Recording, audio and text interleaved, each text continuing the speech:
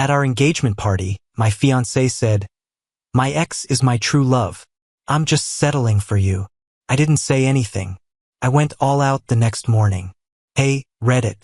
At our engagement celebration, my fiancé embarrassed me. She asked her ex to come and told everyone that I was basically her backup. I just smiled. The next day, I made some calls that ruined their jobs. My name is Elias. I'm 33 years old, and I'm a man.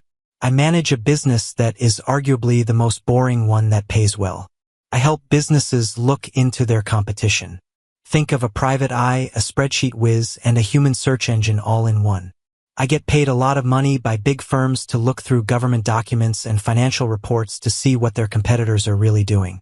Enzo, my best friend, loves to joke that I'm basically a professional dirt finder.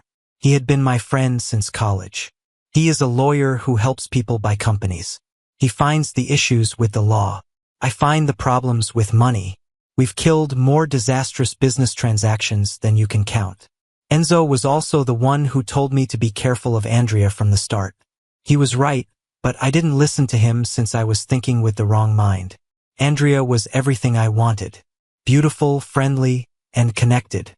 She owned what she termed an influencer marketing organization, which was really just 3 part-time workers and an Instagram account with a lot of fake followers. From the beginning, there were indicators that something was wrong. Her business didn't make much money, but she liked luxury things. We let her use our spare bedroom for her agency, but she acted like she was the next big thing in advertising. "We're changing how marketing works," she would add with a straight face, usually while placing a $300 lunch on her business credit card.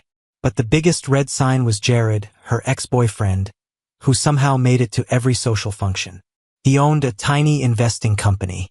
The guy was the opposite of me. Tall, typically handsome, sure of himself because he comes from old money, and clearly still very much on Andrea's mind. He'd show up at gatherings like a terrible rash, make jokes with Andrea, and treat me like I was the hired help. Enzo really despised that guy. Enzo told me that Jared was slimier than a used car salesman after he crashed Andrea's birthday dinner without being asked. He also said that he had checked into Jared's investing firm out of curiosity. It turns out Jared had 2 bankruptcies in the last 10 years and a record with the government that read like a horror novel. I should have paid more attention to Enzo's studies, but I was too busy organizing my wedding. I get the irony. This is what I didn't know. Andrea had set up automatic transfers from our shared checking account to her business account. Every month, when her agency couldn't pay its costs, money would automatically migrate from our personal accounts to pay for her company expenses. I found out about this 3 weeks before our engagement party when I was looking at our bank statements to apply for a mortgage. It all made sense until strange transactions of $2,000 to $3,000 started happening. I called Andrea from my home office. "Can you come over here for a minute?"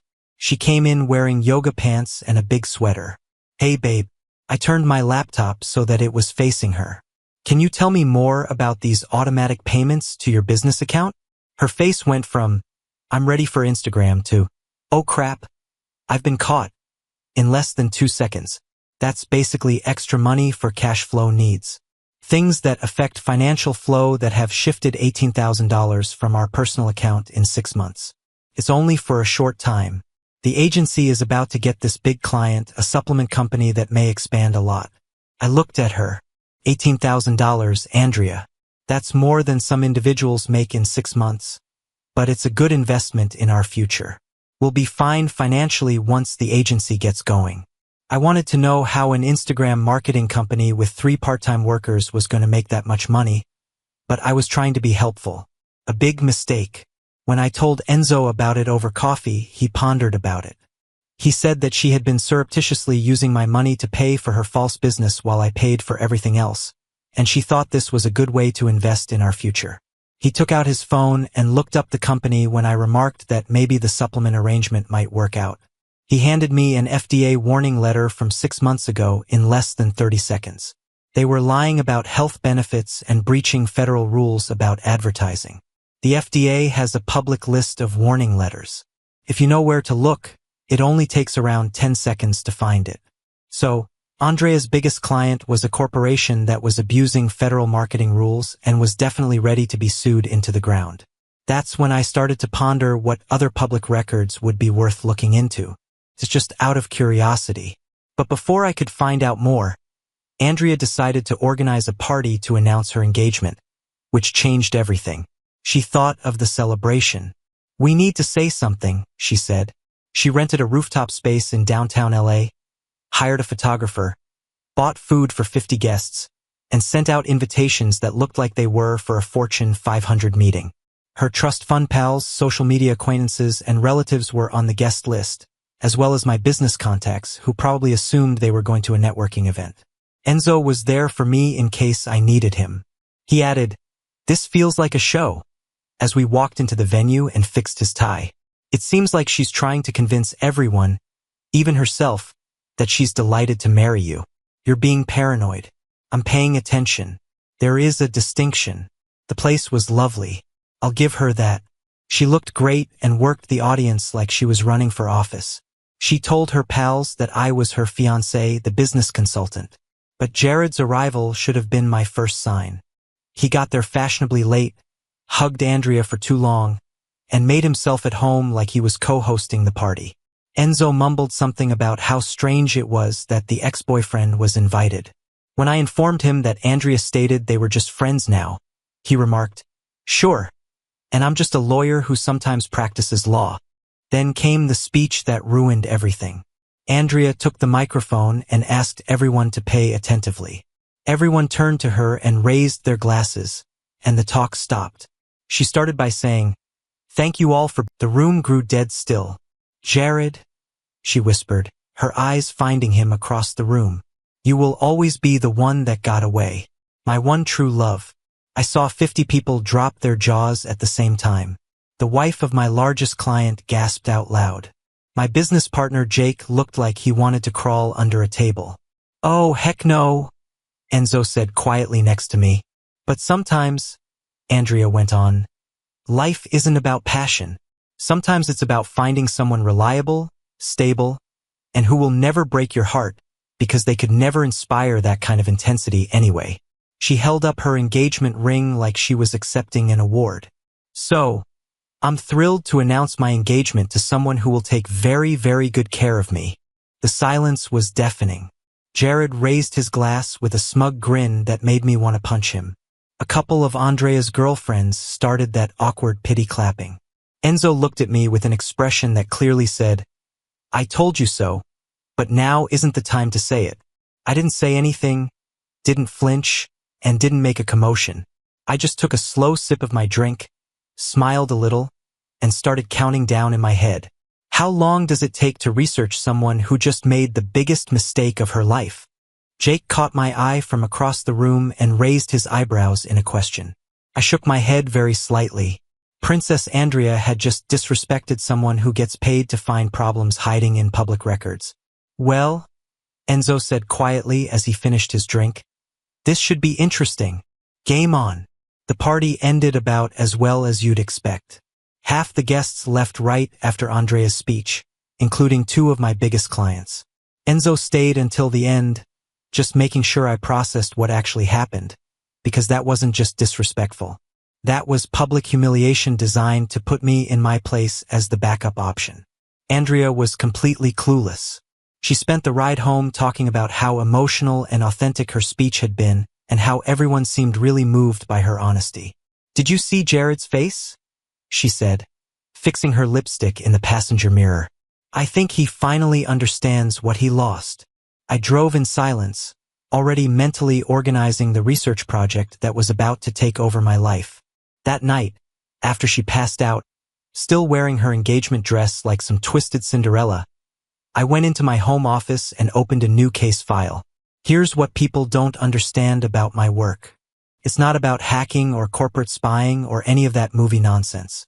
It's about being really, really good at finding and understanding publicly available information that most people don't know exists. Every business deal, every professional license, every court filing, every government complaint, it's all public record. You just need to know where to look and how to connect the dots. So, I started with basic business research on Andrea's company. Her influencer marketing agency was set up as an LLC in California, which meant I could look at her business filings through the state's website. The filings were immediately interesting. Her registered address was our condo. Fine. Lots of small businesses use home addresses. But her business license showed 3 employees, while her workers' compensation filings showed 0 coverage. Either she was lying about her business size or she wasn't properly protecting her workers. More interesting was her business banking setup. Her LLC account was connected to our joint checking account as backup funding, which explained the mysterious transfers I'd found. But using personal money to cover business expenses creates tax problems that she probably hadn't thought about. I pulled her business credit report next. Since I was listed as a personal guarantor on several of her business accounts, I had legal access to this information. The report showed a pattern of late payments, maxed out credit lines, and a disturbing habit of using business credit for clearly personal expenses. I called Enzo the next morning asking for a favor. He immediately guessed I wanted him to research my ex-fiancée's business practices using his fancy legal database access. I want everything. Business filings, professional licenses, government compliance history, the works. What about Jared? Him too. If I'm going to research the ex-boyfriend, I might as well be thorough. Enzo's law firm had access to legal databases that made my research tools look like kids' toys. Within 24 hours, he'd put together a preliminary report that was absolutely beautiful.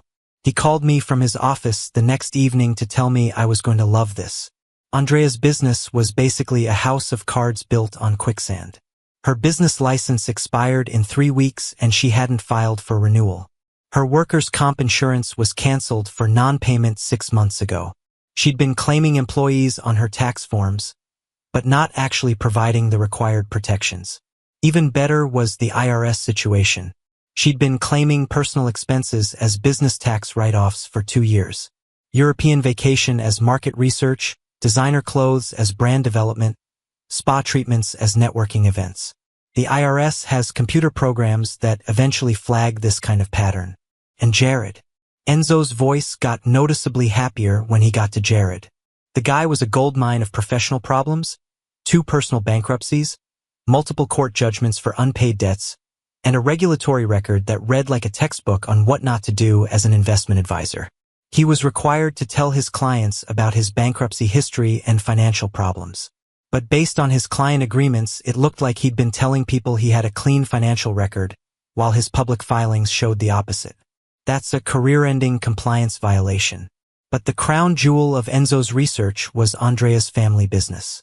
Hartwell Development had been playing fast and loose with environmental rules for years, EPA violations, safety citations, permit problems, all sitting in public databases waiting for someone to connect the dots. Serious enough that if the right agency started asking questions, the whole company could face federal criminal charges. I had enough information to understand exactly who I was dealing with. Now I just needed to decide how to present these findings to the right people. Well, I will have to make some calls. Thank you, Enzo. Anytime, you magnificent bastard. I love when you start thinking with the right head. Then the next morning, I started making calls.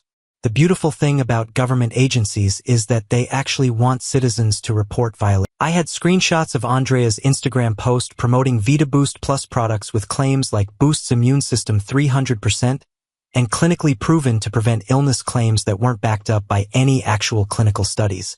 We'll need the business information for both the influencer and the supplement company.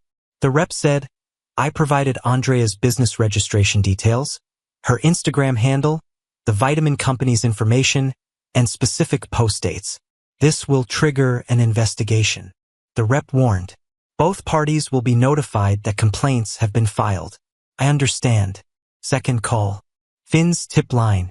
Jared's disclosure violations were exactly the kind of thing they investigate. I'd like to report concerns about a registered investment advisor's client disclosure practices. I gave them Jared's registration information and the case numbers for his bankruptcy filings and court judgments. We'll start an examination of his disclosure practices. The rep said, this type of violation typically results in client notification requirements. Third call, California Secretary of State Business Compliance Division. I'm calling to report a business that appears to be operating without proper licensing and worker protections. They're claiming employees but not carrying required workers' compensation insurance.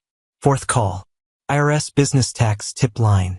I have information about a business that appears to be claiming personal expenses as business tax write-offs on federal tax returns. We'll start a correspondence audit. The rep said the business will need to provide documentation justifying claim deductions. All of these reports were completely legitimate. I wasn't making up problems. I was simply reporting existing violations to appropriate authorities using publicly available information. But the most important call was to Madison, Andrea's younger sister. Madison was everything Andrea wasn't. Actually employed, professionally competent, and completely exhausted by her sister's nonsense. She worked as a marketing coordinator for a local nonprofit, actually earned her salary, and had been watching Andrea's business train wreck for months. I invited her for coffee. I want to make sure I'm being supportive of Andrea's family relationships, I told her. But I'm worried about some of the stress she's been under lately. Madison laughed. You mean the stress of pretending her business is successful while losing money every month? Is it that obvious, Elias? She's been asking Dad for money constantly while telling everyone her agency is crushing it. Last month, she needed $3,000 for expansion opportunities that turned out to be a European vacation. She spent the next hour venting about Andrea's relationship with reality. The fake employee count, the fraudulent business expenses, the constant family drama about money. But the real problem is Dad's company, Madison said, lowering her voice. It has been cutting corners for years. Environmental shortcuts, permit violations, safety issues.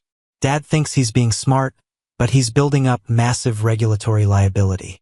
Andrea doesn't know. Andrea doesn't pay attention to anything that isn't about her. She has no idea the family business is basically a federal investigation waiting to happen. Perfect.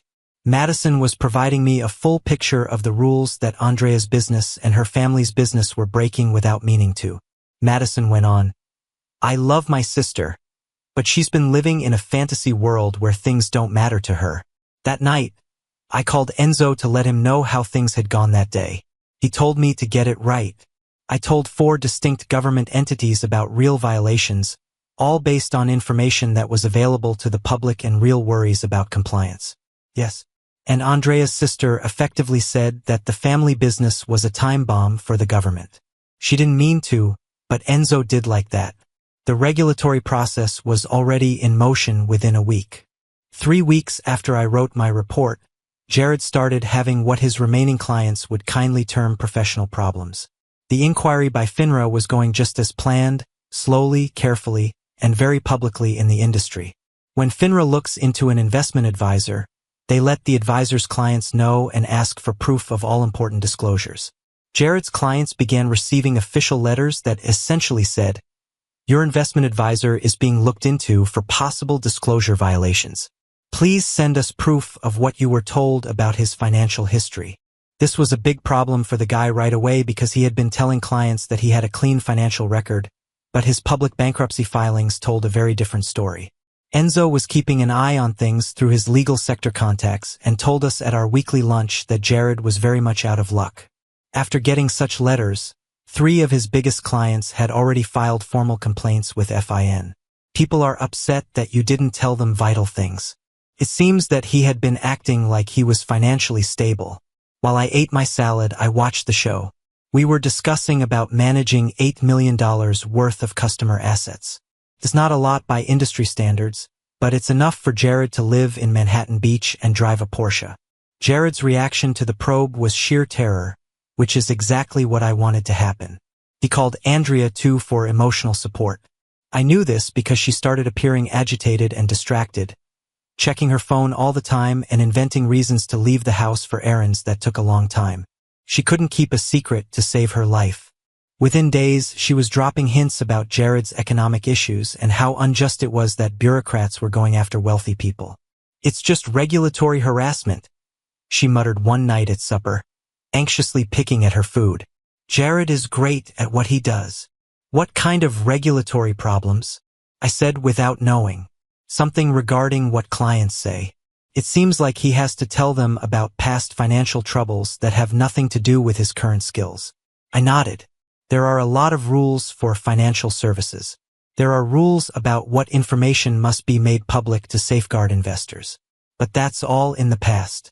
He went bankrupt years ago. Bankruptcies? I spoke it like I had never heard it before. More than one bankruptcy? She knew she'd talked too much. He only had money problems when he was younger. I opened Jared's FIN records on my laptop that night and presented them to Andrea. I stated as I looked through the court document, she came home after another errand that smelled like expensive coffee and despair. She said he only needed some money to get through until this regulatory issue was fixed. He was losing clients due of the probe, which was hurting his business. But once everything was sorted out, they would come back. I looked at her and said that he was being looked into for lying to clients about his bankruptcies. Those clients weren't going to come back. She said it wasn't lying, just not giving out information that wasn't needed. She indicated that the bridge cash we were talking about was only $50,000 to cover costs until his license was reinstated. I almost choked on my coffee.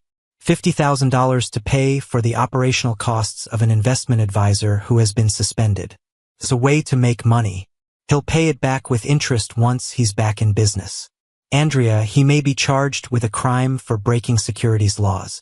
I could tell from her eyes that she had already made up her mind to aid him, even though his license would never be reinstated. She was just trying to figure out how to get the money without me being involved. That's when I knew this was going to turn into full-blown financial protection mode. It's time to talk to Enzo. When I contacted Enzo that night, he couldn't believe it. She intended to pay her ex-boyfriend $50,000. She believed it would help them build a better future together.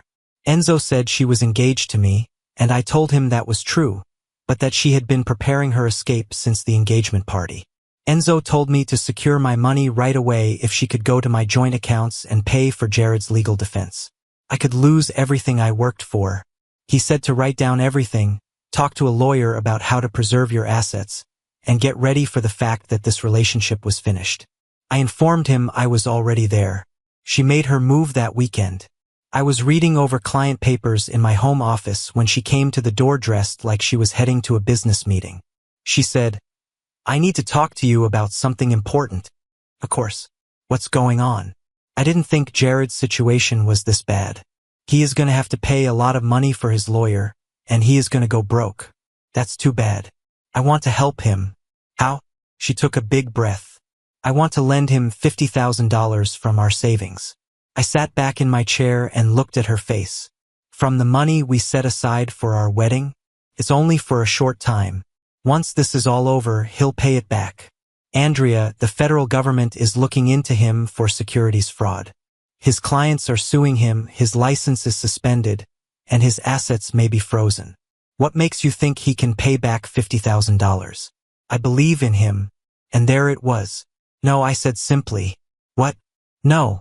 I'm not paying for your ex-boyfriend's lawyer. Her face turned red with rage. It's not a legal way to defend yourself. It's money to help you get through a brief setback. It's $50,000 for a man who is facing criminal charges and has a reputation of being bad with money. Also, your ex is not my problem. Oh my God. Come on. Stop being silly. Jared is not bad with money. I looked up his bankruptcy papers on my laptop. She looked over the papers and lost some of her confidence. You can lend Jared your own money, Andrea, but I'm not giving him any. My own cash. We both realized she didn't have $50,000 of her own money. Her business was losing money. She didn't have any money saved up for herself, and her family's money was tied up in a business that was being looked at for environmental issues. Fine, she answered in a chilly voice. I'll think of something else. Good luck with that. I called Enzo right after she left. He stated it was time to preserve my assets in case of an emergency and ordered me to meet him at his office the next morning. We were going to make sure that my money stayed mine. That night, Andrea spent hours on her laptop, possibly looking for company loans, personal credit alternatives, and other ways to help Jared get out of his money problems. From across the living room, I observed her. This woman I wanted to marry was trying hard to figure out how to give another man $50,000 of our money. Enzo was correct. This connection was already done. I just had to handle the breakup like a pro. It's time to deal with Andrea like a business issue. By the 4th week, Andrea had become a full-time amateur detective. It was like witnessing someone try to do brain surgery with a butter knife. Jared's full financial collapse was what made her research go up a notch. FINRA not only put his license on hold, but also froze his business funds while they looked into the matter. His remaining clients had taken their money, his office lease was in default, and he may be charged with securities fraud. Jared, in his wonderful wisdom, thought that I was to blame for his difficulties. "This is too easy," Andrea said one night as she walked around our living room. "Jared's business doesn't just fall apart right after our engagement party." "Random?" I asked, not looking up from my laptop. "There's nothing random about such things. But everything started going wrong right after you met him. Everything started going wrong when his clients found out he'd been lying to them about his bankruptcy history. How do you know so much about FINR investigations?" I gestured to my computer screen because understanding regulatory processes is literally my job. This answer did not satisfy her. Her first move was to search my browser history looking for evidence that I'd been researching Jared. She found nothing because I use private browsing for all research activities. Basic operational security when you work with confidential business information. But instead of concluding that I had nothing to hide, she decided this was evidence of my criminal capabilities. "Why do you use private browsing?" "Because I research sensitive business information for clients who pay me for confidentiality," I said. "Or because you're hiding your illegal activities, right?" Enzo, who was over for dinner that night, nearly choked on his coffee. He asked, "What kind of illegal activities? Are you looking into public records too much?"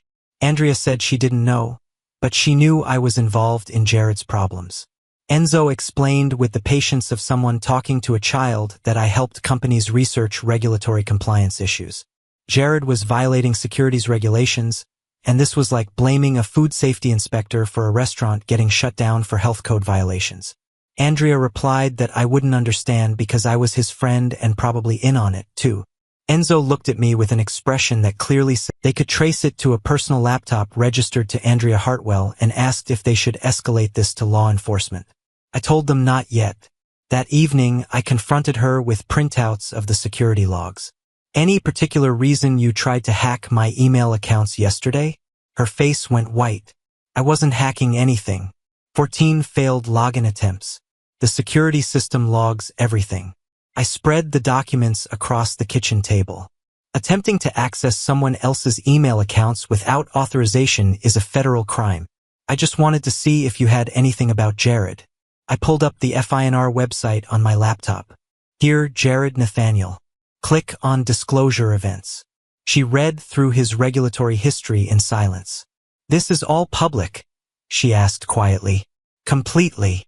Her conspiracy theory was crumbling in real time, but she doubled down on paranoia. "You still could have contacted his clients, pointed them toward this information." "I could have, but I didn't need to." "But how did F know to investigate Jared?" "Because someone reported potential disclosure violations.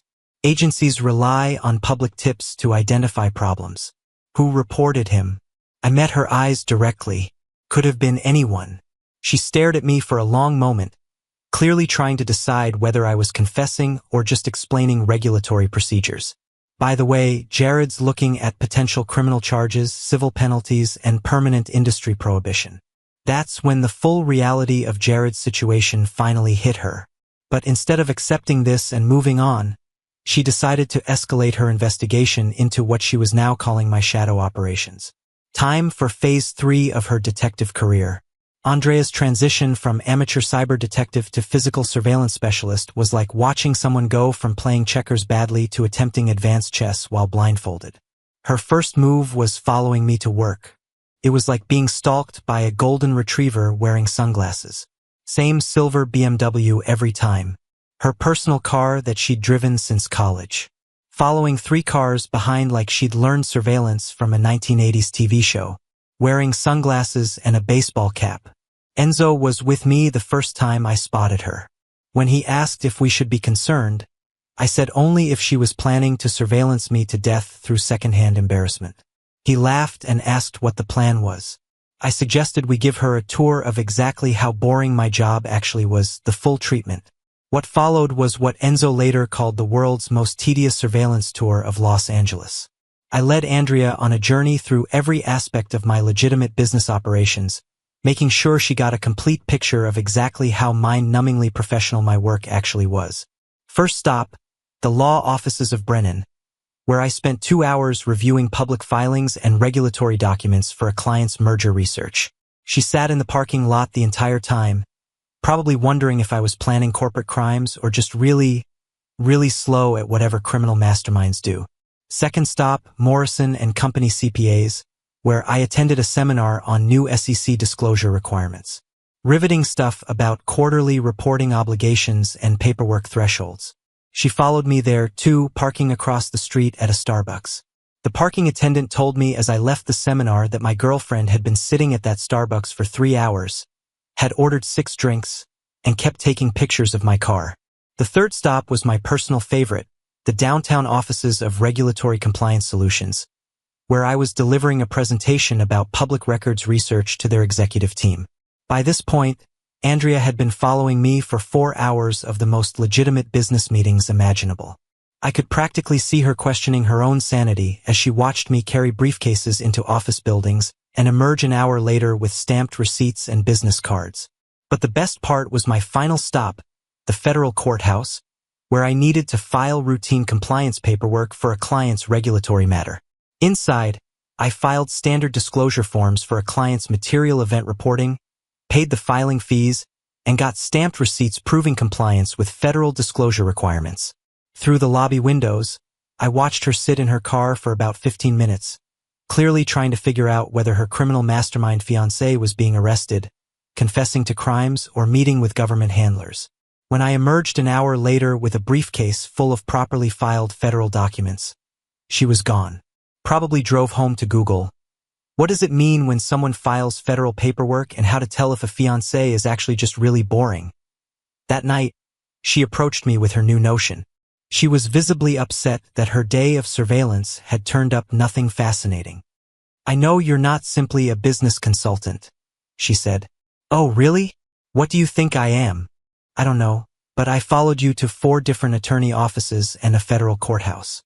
Normal consultants don't spend all day in courtrooms. I took out my business registration, professional licenses, and client contracts and set them out on the kitchen table. Andrea, read my business license. Check out my professional qualifications. It doesn't matter to me. Okay, don't. I know you are the one who did all of this. That sounds hard. Stop it, Sherlock. I can't believe this. You're a real jerk. I let her go on for approximately 10 minutes.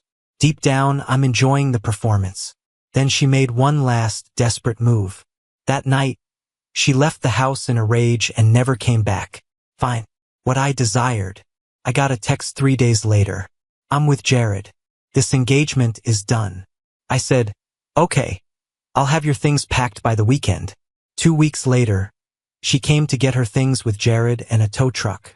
It seems that he was her moral support. I saw them pack her things into Jared's BMW from my office window. For months later, when Jared's legal fees took all of his money, the car would be taken back. That afternoon, Enzo helped me change the locks. He wanted to know if I believed she would try to come back. I answered, not after what was going to happen to her family's business. By the way, Enzo stated that the EPA had called Hartwell Development last week and that a complete compliance audit was set for next month. Pretty. Was that my job? An anonymous tip with proof, all public records, well-researched, and professionally presented. 8 months after Andrea broke off our engagement, she came to my new house, ostensibly to talk about the mess I made of her life. My security, she stood in my living room, clearly having a hard time accepting what she had lost. Jared, my family's business, my business, everything. Her voice was trembling. You ruined everything. I was right. You planned everything. Then she lost it. You ruined my whole existence. How could you? No, I answered, my voice flat and chilly. You ruined your own life by breaking the law, lying about taxes, and lying about money. Now she was crying, and her mascara was pouring down her face. I love Jared. He was the only man I ever genuinely cared for. That's great, Andrea. You can now love each other without me. What type of man would ruin someone's life over a speech? I got up and walked to the window. The kind of individual who sees challenges to his professional reputation as problems that need to be solved. She was shaking and absolutely broken. She said, I have nothing left. No money, no family help, and no job. I work in a call center for $14 an hour and live in a studio apartment. I answered, I know. I have a Google alert set up for your name. Every time you write a new LinkedIn article about resilience and starting afresh, I get an email. Her face turned white. You are still keeping an eye on me? I'm making sure you don't do anything that would require more reporting to the government. She looked at me like I was speaking a language she didn't understand. Andrea, you made me look bad in front of my business partners and professional relations. You made it clear how much you cared about our connection. I walked to the door. This isn't mean. These are the results. You started a war with the wrong person. I unlocked the door. Please don't get in touch with me again. Please don't say my name. Go on with your life and hope I never have to look into what you've been up to again. She walked to the door feeling defeated and devastated. I'm sorry, she murmured in a low voice, for everything I said at the party. I stared at her for a long time. I said, I see your apology, but it doesn't matter. I shut the door and watched her walk to her beat-up car on the security camera. She cried for a few minutes while sitting in the driver's seat before finally driving away. I got another drink and went back to my talk. I had a business to look into by morning, and Andrea had already taken up too much of my time.